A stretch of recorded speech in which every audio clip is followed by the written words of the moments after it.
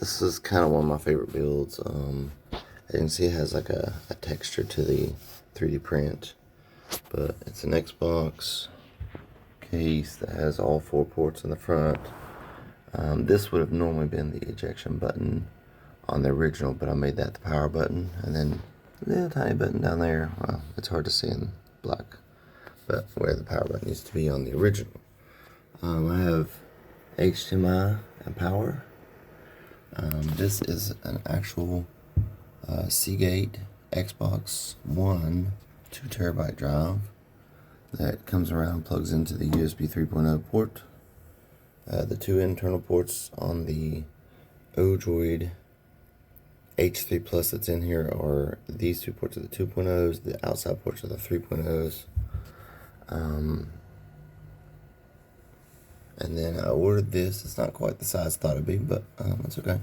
I ordered this off of Etsy. Some person printed it. Looks really clear and it looks like the original logo. However, you know, I might 3D print something for that and then put it in the middle. But really cool. Down inside here is where the air comes out. Because in the back right here is a quiet fan, one of the Noctur quiet fans. Right now I have this underneath here because I thought, you know, that's kind of cool. Plus I'm trying to make some room and space. Usually I have it sitting next to it. The rubber bands are holding on the top because I haven't figured out exactly how I want the top to stay on. Alright, to continue on, here is without the rubber bands. This thing sits on there just fine. It's just where I've taken it on and off. Doesn't quite fit on there as good as it used to. Inside, H3 Plus, you can see at first I zip tied the USBs down in there, and then I hot glued them to make sure they stood nice and still. Over there's the power cord, HDMI, they're all zip tied in and then hot glued. Here's the fan. It blows across the board, and then most of the heat comes out the top, out this part here. And this just sits down there. So you don't have to have rubber bands on there at all. I just had them on there, and as you can see, it looks pretty cool. This has, you know, I think a cool looking texture to it, so I'm not upset with it. Up here is the menu system that I created. Also married this cool green and black Xbox One controller that's wired, and then you got the Xbox hard drive up here, 875.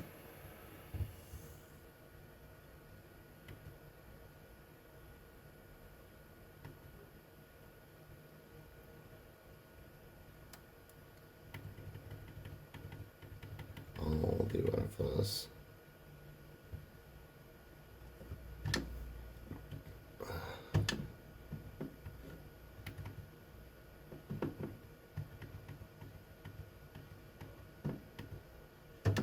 And lastly, I got 4.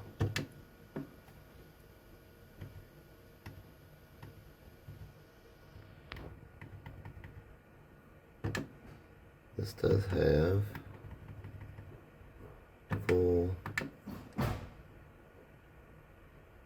Windows 11 activated.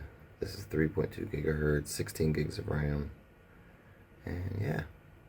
And while you're on the desktop, you can launch each of the different apps and then make sure they're up to date, and then they reflect the up-to-dateness inside the Emulation Station Desktop Edition.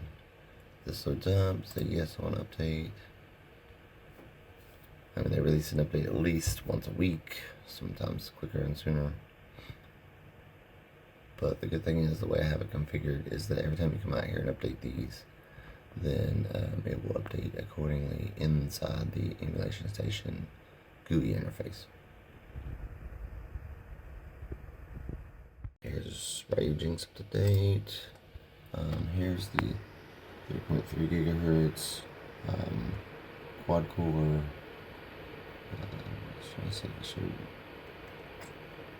Anyway, up here's memory, 16 gigs of RAM,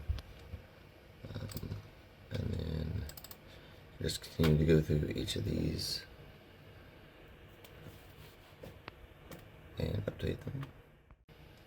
Ready to go. Xbox One, of course, is the best one to make sure it's up to date. Just wait for the intro screen to come up. I'm up here's my mouse. I go to check for an update. Right now it's up to date. So let's hit exit. And last you can do the PlayStation 2 one. This is like version 7. Whatever. Download and install. Take into consideration this is not a Raspberry Pi. It has a much more powerful CPU and GPU, and there are special drivers and all for it. You can also play the Xbox app. I'll show you that I have my console connected. You can obviously play Game Pass, but I can go up here and say I want to connect to my den console.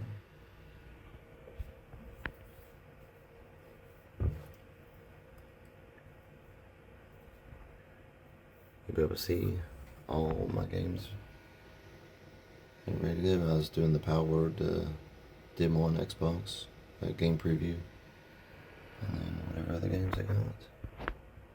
Thanks.